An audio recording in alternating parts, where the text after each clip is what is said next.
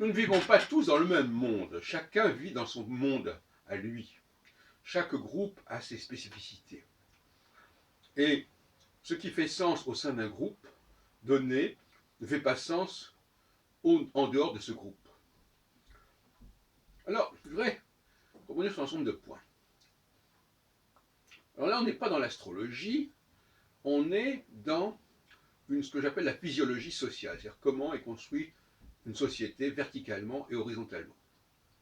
Verticalement, elle est construite de manière structurelle, c'est-à-dire qu'il y a un ordre des choses, il y a une hiérarchie nécessaire, et horizontalement, elle l'est de manière conjoncturelle, à savoir qu'à un moment donné, il y a un certain nombre de groupes qui existent, qui peuvent se multiplier à l'infini ou se diminuer, enfin, peu importe. C'est-à-dire que c'est quelque chose qui n'a pas de nécessité absolue. La diversité des différents groupes n'a pas de nécessité absolue. Elle est nécessaire en tant que telle, mais sa composition ne l'est pas. Alors, je voudrais rebondir sur un point qui m'a amusé tout à l'heure. J'étais dans la rue. Alors, c'était une banque qui proposait, disait voilà, on vous propose un modèle et à vous de le personnaliser. Je trouve ça très drôle, très amusant, parce que ça veut dire finalement que, au fond, les gens se contentent parfois de personnaliser. On leur donne une base, ça, la base, on n'y touche pas, mais ils vont pouvoir la personnaliser. Et ça s'adresse évidemment au bas de l'échelle, aux gens qui ne déterminent pas eux-mêmes le modèle. Le modèle, on leur communique, on leur met à leur disposition, et puis alors ils vont le personnaliser. Et cette personnalisation, c'est un peu un gag. En tout cas, ce n'est pas un gag pour les gens qui sont en bas de l'échelle, mais c'est un gag en haut de l'échelle, parce qu'évidemment, tout le monde peut personnaliser à son petit niveau. Deuxième point que je voulais aborder avec vous, c'est la question, alors là effectivement, plus d'ordre psychologique, à savoir que dans la cyclologie alpha-oméga, il y a un temps intermédiaire qui est le temps gamma, que j'appelle le temps gamma. Alors, qu'est-ce que ça veut dire quoi? Ça veut dire que justement, comme il y a trois niveaux, 1, 2, 3, eh bien le niveau 1, c'est le niveau oméga, le niveau 2, c'est le niveau gamma, et le niveau 1, c'est le niveau alpha.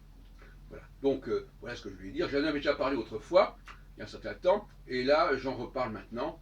Effectivement, ça veut dire que le cycle de 7 ans doit se diviser en fait en 4 temps, chacun de environ 2 ans, un peu moins de 2 ans, pour faire 7 ans, ou un peu plus d'un an et demi, de 18 mois si on préfère dans le sens. Et bien sûr, tout ça c'est un continuum, et effectivement, le personnage qui correspond, qui est avantagé, qui est favorisé, qui est mis en avant en phase gamma, c'est le personnage qui appartient à ce que j'appelle le niveau 2. Quelqu'un qui est l'interface entre le niveau 1 et le niveau 3. Et on en a besoin.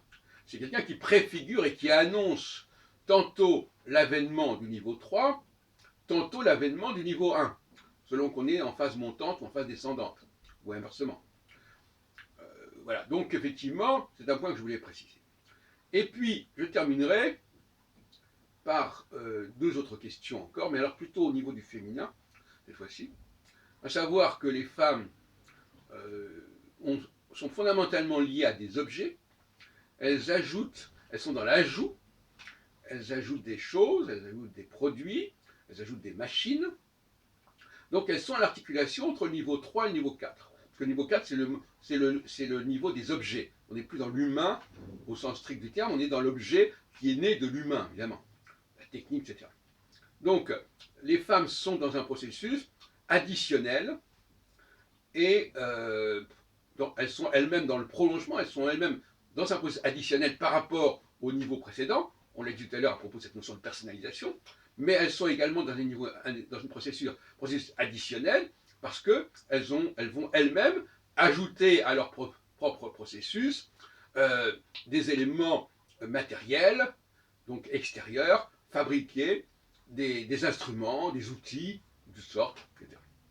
Et puis alors je terminerai sur une petite pointe humoristique, si on peut dire, en disant que, à ma connaissance, finalement, la sociologie a bon dos d'expliquer pourquoi les femmes font ceci ou ne font pas cela, parce qu'à ma connaissance, il y a un certain nombre de constantes qui valent pour toutes les femmes à l'échelle de toute la planète. C'est-à-dire que finalement, il n'y a pas, par exemple, un cinéma américain qui serait plus féminin dans la capacité de ses réalisateurs féminins qu'un cinéma français ou qu'un cinéma italien, etc. Donc finalement, l'échec ou le plafonnement des performances féminines, il n'est pas lié à une société donnée. Il fonctionne dans tous les pays, sous toutes les latitudes, à savoir que quel que soit le féminisme plus ou moins forcené des uns et des autres, de toute façon, le résultat, il est à peu près le même. C'est-à-dire que les femmes sont peut-être parfois plus présentes en bas de l'échelle, bien sûr, hein. On les fait davantage travailler, elles participent davantage, mais dès qu'il s'agit de monter au niveau 2 et 3, 2 et 1, eh bien, il n'y a plus grand monde, hein, et surtout pas au niveau 1. Et or, le niveau 1, c'est celui, justement, des grands personnages qui marquent leur époque, qui font école, et qui, justement, fournissent du travail au niveau inférieur. Bon, c'est cela. Bon, donc, force est de constater que, quel que soit le mode de société, et Dieu sait s'il y en a une diversité dans le monde, quel que soit le progressisme de telle et telle société, le résultat en 2018, si on prend les 50 dernières années, et si on prend encore plus longtemps, eh bien c'est très médiocre. Et je pense notamment aux performances au niveau cinématographique. Les 100 plus grands les plus grands réalisateurs de cinéma dans le monde, il n'y en a pas une seule qui soit une femme. Voilà.